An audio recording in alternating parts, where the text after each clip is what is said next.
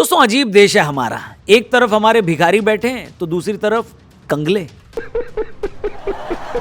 जी हां, भारत ने 17 दिसंबर 2025 को बांग्लादेश के हाई कमिश्नर मोहम्मद रियाज हमीदुल्लाह को विदेश मंत्रालय में तलब किया। यह कदम ढाका में भारतीय हाई कमीशन की सिक्योरिटी को खतरे की जानकारी मिलने के बाद उठाया गया, जहां एक्सट्रीमिस्ट एलिमेंट्स ने उन पर हमले की प्लानिंग की थी। एक पूरी भीड़ ही हाई कमिश्नर के घर की तरफ भाग रही थी। अब सवाल यह है कि बांग्लादेशियों ने आखिर किसकी शह पर पजामे से ज्यादा बड़ी रेस लगाने की ठानी है, बताओ। पिछले कई महीनों से बांग्लादेश से भारत विरोधी बातें चल रही हैं। ऐसे में क्या बांग्लादेश भारत के खिलाफ अपनी तैयारियों को टेस्ट कर रहा है?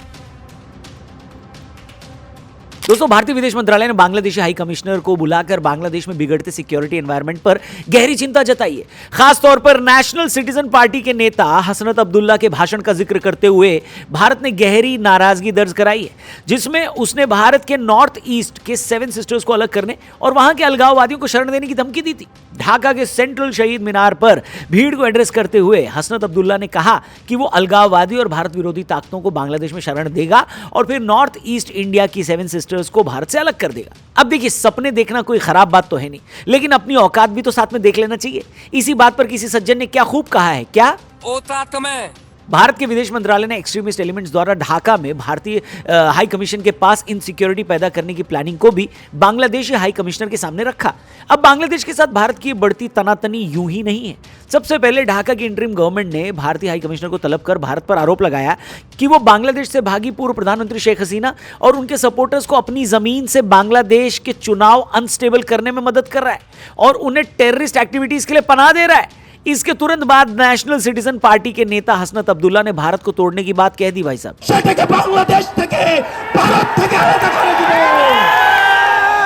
देखा आपने इस चिलगोजे को? हमारे यहां ऐसा आदमी चिल्ला चिल्ला के बस रुकवाता है, वहां ये नेता बना फिर रहा है। थू है इस पे, थू।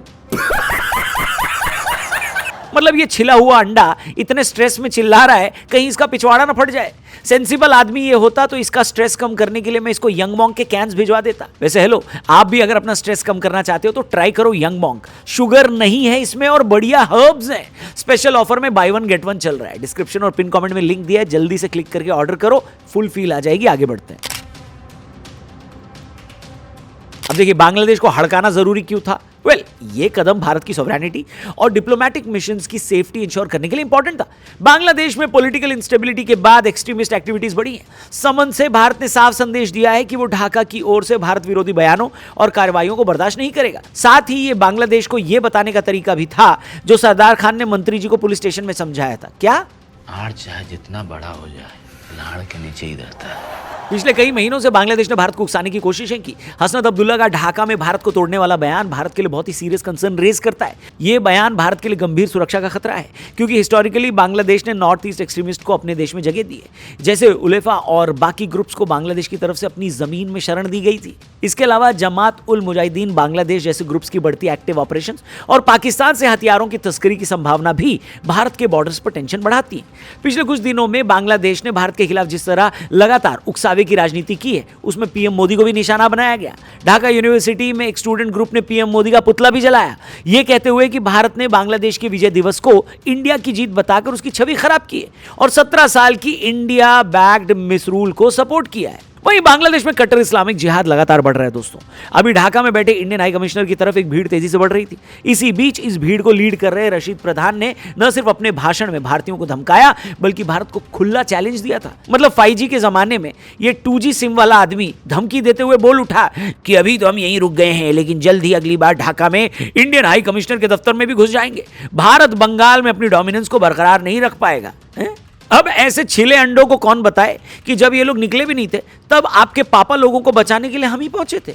93,000 वाला रिकॉर्ड हमारा आज भी बरकरार है। लेकिन जानकार लोगों का कहना है कि मोहम्मद यूनुस इन्हीं कट्टरपंथी लोगों की हेल्प से बांग्लादेश में भारतीय अफसरों पर दबाव बना रहा है। ध्यान दीजिएगा कि बांग्लादेश में एक इंटरिम गवर्नमेंट है और न ही इस सरकार को बांग्लादेश के लोगों ने चुना है।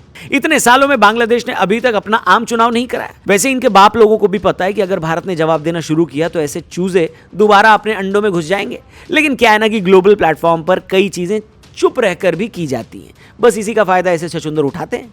अब बांग्लादेश की तरफ से आती ये धमकियां ऐसे ही नहीं है, बल्कि भारत के लिए एक सीरियस कंसर्न है। इसके अपने कारण है। भारत के नॉर्थ ईस्ट स्टेट्स में जो 4 राज्य असम, मेघालय, त्रिपुरा और मिजोरम बांग्लादेश बॉर्डर से सटे, यही वजह है कि ढाका के अंदर से इस तरह की धमकी पुराने दौर की याद दिलाती है, जब बांग्लादेश की जमीन से north east extremist groups active रहते थे। अब अगर इस नैरेटिव को तुरंत और कड़ाई से चैलेंज न किया जाए तो भारत के ईस्ट साइड से भी पाकिस्तान की तरह ही टेररिस्ट ऑर्गेनाइजेशंस एक्टिव हो सकते हैं। वहीं दूसरी तरफ ढाका में बैठे इंडियन हाई कमिश्नर के खिलाफ भीड़ को उकसाने की कोशिशें हुई है। ठीक इसी के बाद भारत को बांग्लादेशी हाई कमिश्नर को तलब करना पड़ा। अब अगर भारत चुप रहता तो यह मैसेज जाता कि भारत को सेफ्टी ऑफ इंडियन डिप्लोमैट्स और देश की डिग्निटी पर हमला भी बर्दाश्त है और ऐसा करने वाले देशों को किसी भी तरह का हर्जाना नहीं भुगतना पड़ेगा। इसीलिए भारत ने कंसर्न रेज किया। वहीं एक ध्यान देने वाली बात यह भी है कि बांग्लादेश की लोकल पॉलिटिक्स में भारत को पॉलिटिकल विलन बनाकर फॉल्स नैरेटिव चलाया जा रहा है। यह बोला जा रहा है कि भारत बांग्लादेश के इंटरनल पॉलिटिक्स में दखल दे रहा है। इस बात को पब्लिक डोमेन में खारिज करना इसलिए भी जरूरी है ताकि इंटरनेशनल स्टेजेस पर भारत की छवि, उसके डेमोक्रेटिक क्रेडेंशियल्स और पड़ोसी नीति पर किसी को कोई शक न हो।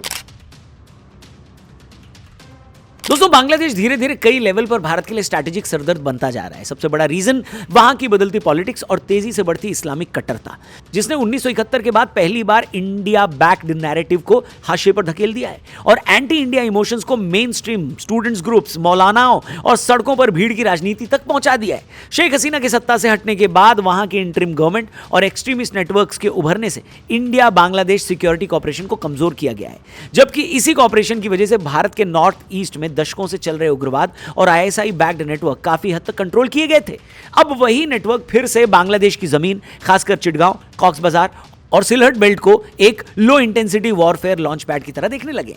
अवैध घुसपैठ, डेमोग्राफिक बदलाव और बॉर्डर एरियाज में इंस्टेबिलिटी भी सिलीगुड़ी कॉरिडोर और असम बंगाल सीमा पर बांग्लादेशी माइग्रेशन की लगातार बढ़ती लहर ने न केवल लोकल सोशल पॉलिटिकल इक्वेशंस बदले हैं, बल्कि सुरक्षा एजेंसियों की रिपोर्ट्स के मुताबिक यही आबादी कट्टरपंथी संगठनों के लिए सपोर्ट बेस और रेडिकलाइजेशन ग्राउंड भी बन रही है, जिसे पाकिस्तान की आईएसआई और बांग्लादेशी इस्लामिस्ट मिलकर एक्सप्लॉइट भी कर रहे हैं। सीमा पर बांग्लादेश बॉर्डर गार्ड्स का बदला हुआ एटीट्यूड, फ्लैग मीटिंग के बावजूद अक्सर मुठभेड़ें, पानी का बंटवारा, रिवर मैनेजमेंट और फ्लड रिलीज को लेकर बढ़ती नाराजगी, इन सब ने मिलकर ऐसे माहौल को जन्म दिया है जिसमें ढाका अब खुद को नई जियोपॉलिटिकल पोजीशनिंग में देख रहा है और चाइना पाकिस्तान के साथ अपनी नजदीकी बढ़ाकर भारत पर दबाव बनाने की कोशिश कर रहा है।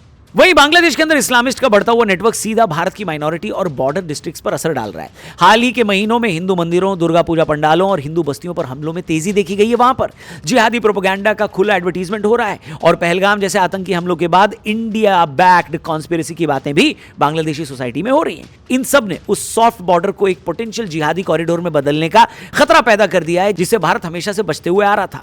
यही वजह है कि भारतीय खुफिया एजेंसीज अब बांग्लादेश को सिर्फ एक दोस्ताना पड़ोसी नहीं, बल्कि एक ऐसे फ्लैश पॉइंट के रूप में देख रहा है जहां से अगर समय रहते डिप्लोमैटिक, सिक्योरिटी और बॉर्डर मैनेजमेंट के लेवल पर कड़े कदम नहीं उठाए गए तो north east, Ganga Brahmaputra basin और पूरे ईस्टर्न कॉरिडोर पर लंबे समय तक सरदर्द बना रह सकता है और मल्टी डायमेंशनल संकट भी पैदा हो सकता है, ऐसा एक्सपर्ट्स बोल रहे हैं।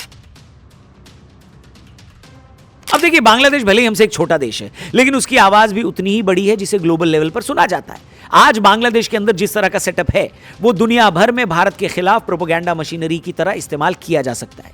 इसके लिए यह जरूरी है कि भारत डिप्लोमैटिक, फाइनेंशियल और उसके बाद अगर जरूरत पड़े तो मिलिट्री लेवल पर कट्टर बांग्लादेश का इलाज करे, और भारत कर भी सकता है। बदलता हुआ बांग्लादेश भारत के लिए एक सिक्योरिटी रिस्क जरूर है, लेकिन भारत अपने पड़ोसियों को एंड स्पेशली ऐसे बिगड़ैल पड़ोसियों को हैंडल करना अच्छे तरीके से जानता है। इसीलिए तो अब भारत जवाब देने के पूरे मूड में है। आपके हिसाब से भारत को क्या जवाब देना चाहिए, कमेंट करके जरूर बताना। और एक डिबेट ये भी चालू हो गई है कि जब बांग्लादेश और वहां के कट्टरपंथी और वहां की इंटरिम सरकार जब भारत के खिलाफ है, उनको सपोर्ट नहीं कर रही और हमारे डिप्लोमैट्स पर जब अटैक करने की कोशिश हो रही है, तो क्यों हम बांग्लादेशी क्रिकेटर को आईपीएल ऑक्शन में रख रहे हैं और खरीद भी रहे हैं। आगे ये चीज़ बहुत बड़े बवाल का रूप ले सकती है कि आखिर क्यों नहीं पाकिस्तान की तरह बांग्लादेश के खिलाड़ियों को भी आईपीएल से बाहर रखा जाए। क्यों ऐसे देश को जो भारत का दुश्मन बनने की पूरी कोशिश कर रहा है या भारत के दुश्मनों के साथ मिलकर भारत को तोड़ने की कोशिश कर रहा है, ऐसे देश के खिलाड़ियों को आखिर क्यों हमारे देश की इतनी बड़ी लीग में हिस्सा दिया जा रहा है। ये सवाल लोग पूछ रहे हैं, आप इस पर क्या सोचते हैं कमेंट करके जरूर बताना। वीडियो पसंद आई हो तो इसे अपने दोस्तों से शेयर करके चैनल को सब्सक्राइब करना, और अगर अपनी लाइफ में आप स्ट्रेस को कम करना चाहते हैं तो यंग मॉन्क जरूर ट्राई करना। By one get one offer चल रहा है, फुल फील आ जाएगी, डिस्क्रिप्शन में पिन कमेंट में लिंक दिया है, उस पर क्लिक करके इसे जरूर ऑर्डर करें, ट्राई करें। जल्दी मिलते हैं, जय हिंद।